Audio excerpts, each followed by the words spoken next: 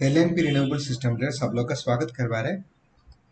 आज हम लोग basics of electric vehicle part 23 के बारे में देखेंगे। अगर आप पार्ट 21 टू 22 मिस किया तो हमारे चैनल को सब्सक्राइब करवा दो। हमारे चैनल में हम लोग basics of electric part 1 to 25 Hindi बोल के एक प्लेलिस्ट बना के रखे, उसका अंदर जाके इंस्टॉल पार्ट को आप देख सकते हैं। हमारे डिस्कशंस में बहुत सारे जगह में हम लोग electrical vehicle related technology related abbreviations use करेगा। Electric vehicle related state agencies, nodal agencies, government organisation, standards, वो सबका शॉर्ट फॉर्म्स एंड एब्रीविएशंस हम लोग यूज करेगा।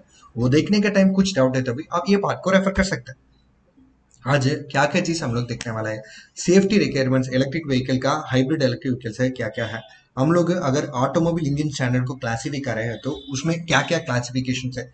ये जीरो 38 39 40 41 स्टैंडर्ड्स मतलब क्या है, वो कौन सा चीज वेरीफाई करने के लिए इलेक्ट्रिक व्हीकल्स में यूज कर रहा है। ओके, 003 स्टैंडर्ड कैसे यूज कर रहा है, IS 3028 स्टैंडर्ड मतलब क्या है, उसको कैसे वेरीफाई कर रहा है, AS 004 स्टैंडर्ड को कैसे यूज कर रहा है। अगर आप ईवी चार्जिंग इंफ्रास्ट्रक्चर बनाने के लिए प्लान है तो उसमें अलग क्या क्या अलग अलग क्लासिफिकेशन है, कौन कौन इसमें इंप्लीमेंटिंग अथॉरिटीज है। अगर आपको प्रोविजन नाम्स चार्जिंग पॉइंट्स में चाहिए तो भी वो क्या क्या है। ओके, कैसे हम लोग चार्जिंग डिमांड को एक्सेस कर सकते हैं। एंड मोस्ट इंपॉर्टेंटली ये इस 156 स्टैंडर्ड को अगर लाइट कैटेगरी व्हीकल को आप अप्रूव लेने के तो क्या क्या टेस्ट उसका अंदर करेगा बोल के आज हम लोग देखेगा। ठीक है, मोस्ट इंपॉर्टेंटली ऑटोमोटिव का आज हम लोग हमारा एजेंडा ऑटोमोटिव होमोलोगेशन मतलब क्या है, व्हीकल का स्टैंडर्ड्स। ओके,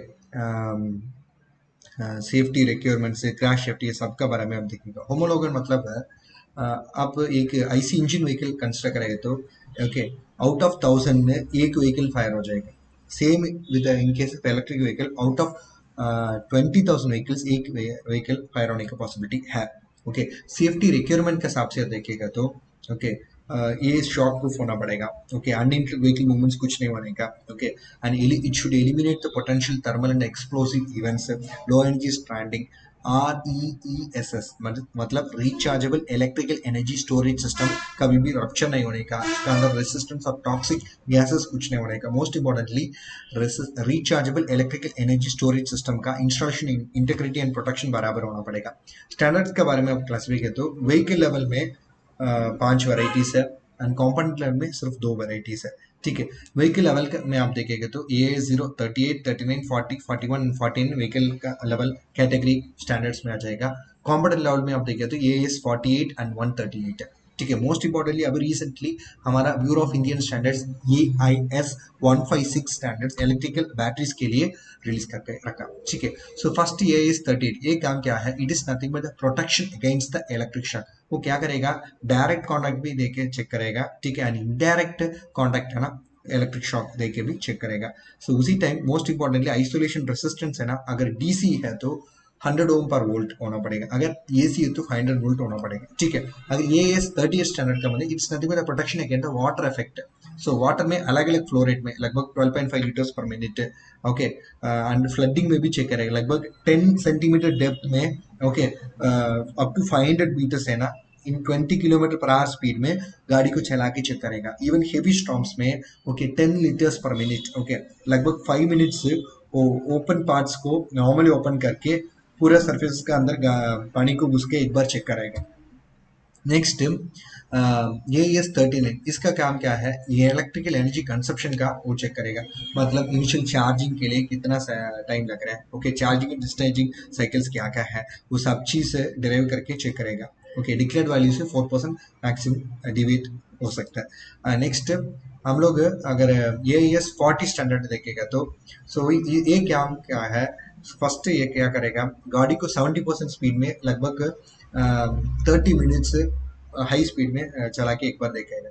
ओके, फिर कभी ये हमारा गाड़ी को बंद करेगा। अगर मान लिए वो गाड़ी है ना चलने के लिए तो दिक्कत हो रही है, लगभग 65% का उसका मैक्सिमम स्पीड है ना 30 मिनट्स में, वो अचीव होने के लिए डिफिकल्ट हो रहा है। अगर कोई इंडिकेशन व्हीकल्स में आ रहा है okay, after 100 kilometres normally measuring है ना, दिस मेथड ऑफ मेजरिंग हो बंद करके आएगा। ठीक है, टोटली कितना डिस्टेंस कवर हो जाएगा बोल के देखेगा। नेक्स्ट चीज है ये AS 041, इसमें क्या क्या चेक करेगा, net power and maximum 30 minutes minimum power क्या है बोल के वो दोनों कैलकुलेट करेगा। इसमें क्या है, फुल पावर सेटिंग्स में इसको चला के देखेगा। टेम्परेचर देखेगा तो वो 25 डिग्री है, ±5 डिग्री चेंजेस हो सकता है। ठीक है, वो net power measuring 5 minutes test duration है। Next stay starting gradeability. मान लिए अगर एक हिल स्टेशन में जा रहे हैं तो ओके लगभग 7 डिग्री एंगल में वो बराबर वो टू स्पेशली टू व्हीलर्स है ना, वो बराबर वो टू व्हीलर है तो 3.81 टिल्ट एंगल में उसको रख के गाड़ी को चला के एक बार चेक करेगा। अगर दूसरा अदर व्हीकल्स है तो वो 7 डिग्री टिल्ट एंगल में चेक करेगा, ठीक है। And most importantly IS 3028 standard use करके पास बाय लेवल नॉइस चेक करेगा। मान लो 50 किलोमीटर पर आवर स्पीड में, ठीक है, एक व्हीकल को रख के स्पेशली फोर व्हीलर्स को, ओके, उसका बगल में नॉइस मेजरिंग इंस्ट्रूमेंट रख के वो अगर ये व्हीकल पास होने का टाइम कितना नॉइसेस उससे जनरेट हो रहा है बोल के मेजर करेगा। अगर टू व्हीलर है तो 45 किलोमीटर पर आवर।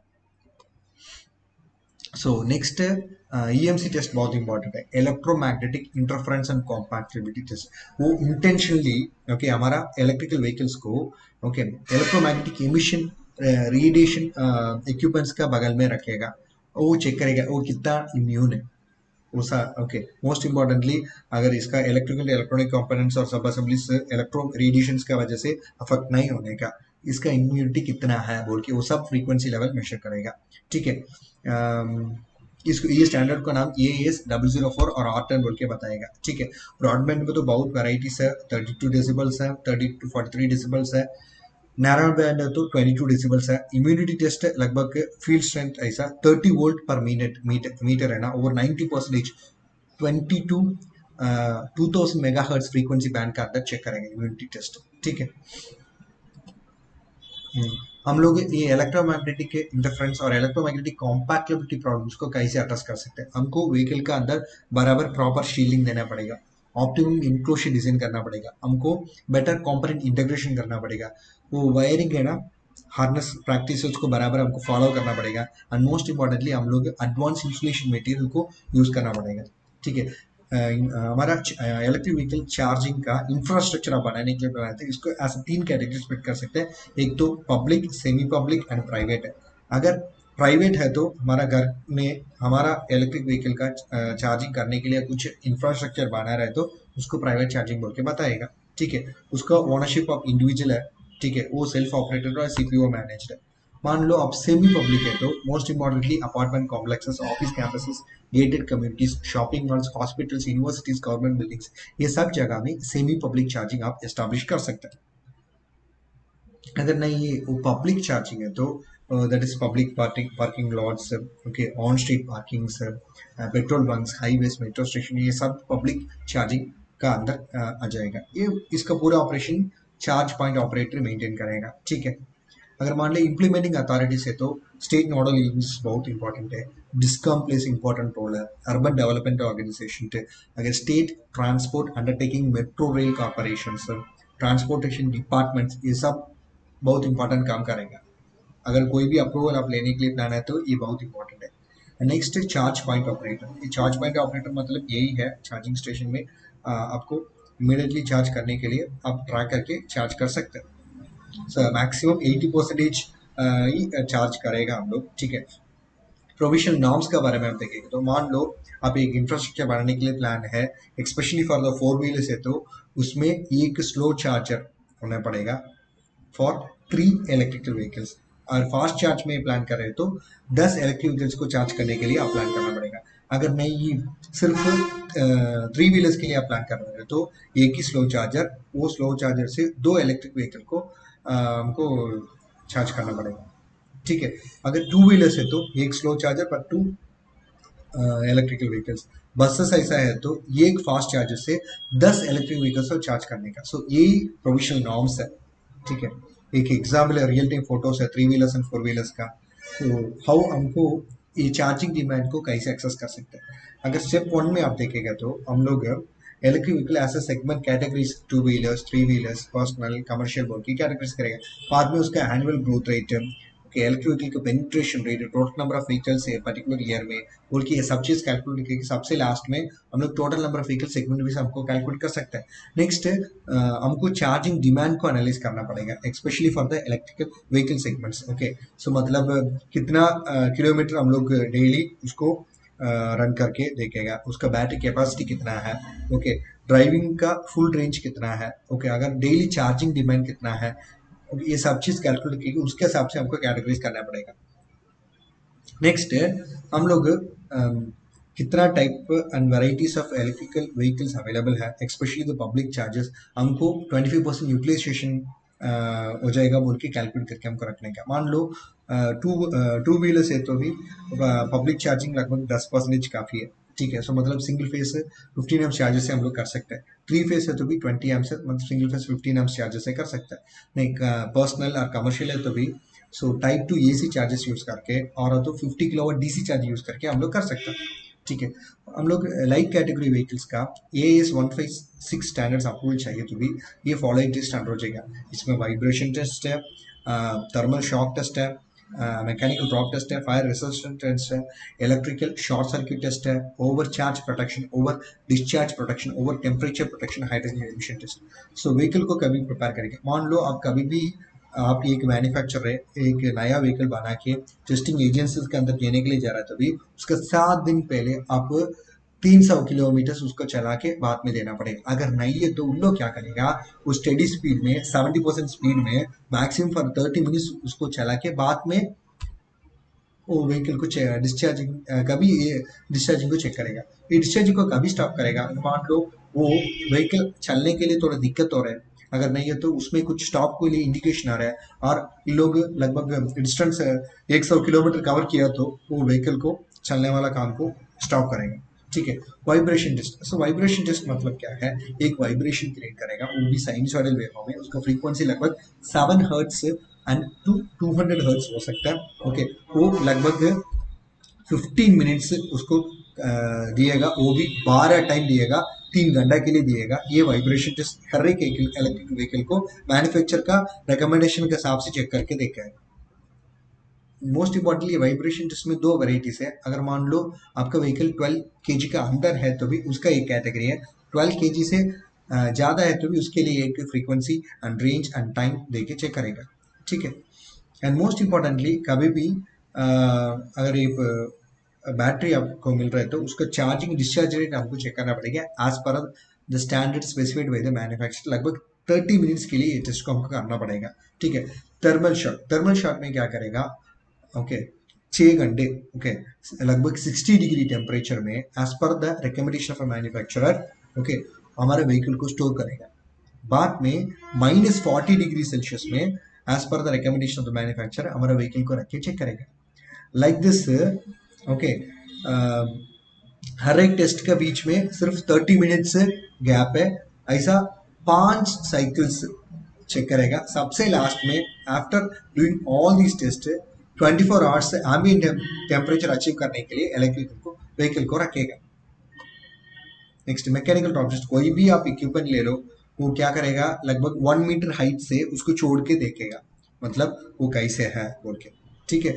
वो भी 6 अलग अलग ओरिएंटेशन में रख के चेक करेगा testing agencies, okay. Mechanical shock test के बारे में आप देखिएगा तो हाफ साइनसॉइडल वेव है ना, okay, at a peak acceleration of 1500 metre पर second square, first duration 6 second के लिए देखिए चेक करेगा। अगर 12 kg से ज्यादा है तो वो हाफ साइनसॉइडल है, at a peak acceleration of 500 metre पर सेकंड स्क्वायर देके वो भी 11 सेकंड्स के लिए चेक करेगा। फायर टेस्ट के बारे में हम देखेगा तो फर्स्ट फेज है प्री हीटिंग है, ठीक। सो ये क्या करेगा, for after 60 seconds pre heating, okay, वो भी टेस्ट डिवाइस का अंदर एक पैन रख के 60 सेकेंड्स उसको हीट करके चेक करेगा, ओके। सो कभी भी कुछ लिक्विड इसमें स्पिल नहीं होने का, वो इंपॉर्टेंट है, ठीक है। नेक्स्ट टेस्ट क्या करेगा, डायरेक्ट एक्सपोजर टू फ्लेम, ये क्या करेगा, सीधा हमारा व्हीकल को वो फ्लेम का अंदर रख के चेक करेगा, वो भी 70 सेकेंड्स, ठीक है। नेक्स्ट क्या करेगा, वो इनडायरेक्ट एक्सपोजर करेगा, एक शीट मेटल पैन रखे उसका ऊपर एक स्क्रीन रखे, उसके बाद हमारा व्हीकल को रख के चेक करेगा। सबसे लास्ट में after doing all this test ambient temperature achieve करने के लिए 3 घंटा वो उसको बाहर रखेगा, ठीक है। शॉर्ट सर्किट का टेस्ट का मतलब हमारा इलेक्ट्रिक व्हीकल का अंदर बहुत सारा इलेक्ट्रॉनिक इक्विपमेंट्स हैं, कंपोनेंट्स है, okay, even protection devices and relays भी इसके अंदर है। सो इंटेंशनली वो डिवाइसेस को चेक करने के लिए उसको शॉर्ट करके चेक करेगा। अगर वो अपने आप ट्रिप हो रहा है तो वो इक्विपमेंट बराबर है. So this is the short circuit test. Next is the overcharge protection. Overcharge protection में क्या करेगा, कभी भी वो हम लोग चार्जिंग में लगा रहे हैं, वो ओवरचार्ज हो रहे हैं तो भी वो ऑटोमेटिकली वो कट ऑफ कर रहे हैं तो वो अच्छा है. अगर नहीं है तो वो क्या करेगा, they will test the device twice that of its rated charge capacity. Okay, same for discharge protection. क्या करेगा, वो अपने आप ऑटोमेटिकली डिस्चार्ज को बंद करना पड़ेगा. अगर नहीं है तो ओके, वो कब तक इसको डिस्चार्जिंग को करेगा, the 25% of its nominal voltage level. अगर battery or a vehicle unless and until it achieves 25% of the nominal voltage, उसी टाइम तक वो डिस्चार्ज को चेक करेगा. और टेम्परेचर प्रोटेक्शन के लिए हम लोग एल्यूमिनियम कवरिंग्स, ओके, ऐसा इंक्लोजर्स अच्छा वाला बना के हमको चेक उसका अंदर कंट्रोल करने का, प्लान करने का. वाटर रेसिस्टेंस तो ऑलरेडी हम लोग बता चुका है. सबसे लास्ट में हाइड्रोजन एमिशन टेस्ट है, वो भी कंसील्ड एनवायरनमेंट का अंदर चेक करेगा. ओके, ये सब टेस्ट का बाद एक एक्सेप्टेंस क्राइटेरिया है. कभी भी बैटरी से इलेक्ट्रोलाइट नहीं निकलने का, कुछ रप्चर नहीं होने का, फायर नहीं होने का, एक्सप्लोजन नहीं होने का. अगर ये सब चीज़ ठीक है तो वो स्टैंडर्ड दिएगा, मिलेगा. धन्यवाद. सब्सक्राइब करवा दो, हमारा बेल आइकन को दबा दो, वीडियो को शेयर करवा दो. आपको इसके बारे में थोड़ा सीखने का तो भी आप हमको कॉन्टैक्ट लिस्ट, हमारा कॉन्टैक्ट लिस्ट में दे चुका हूँ. हम लोग PLC programming training special for siemens Android delta PLC के लिए दे रहे हैं. आप जीसीसी कंट्रीज में प्लान करने के लिए प्लान कर रहे हो तो भी वो specially for the building management system और बिल्डिंग ऑटोमेशन कंट्रोल सिस्टम काम करने की प्लान कर रहे हैं, वो भी कतर, ओमान, सऊदी कंट्रीज में हम लोग ट्रेनिंग दे सकते हैं along with the certification. Most importantly EB power बिल्कुल अवेलेबल नहीं, वही जगह में solar DC light system establish करने का प्लान करो तो भी आप हमको कॉन्टैक्ट सकते हैं. आपको इलेक्ट्रिक व्हीकल का बेसिक्स के बारे में समझना पड़ेगा, आपको ट्रेनिंग चाहिए विद सर्टिफिकेशन. आप हमको कॉन्टैक्ट से, हमारा कॉन्टैक्ट लिस्ट में दे चुका हूँ. धन्यवाद.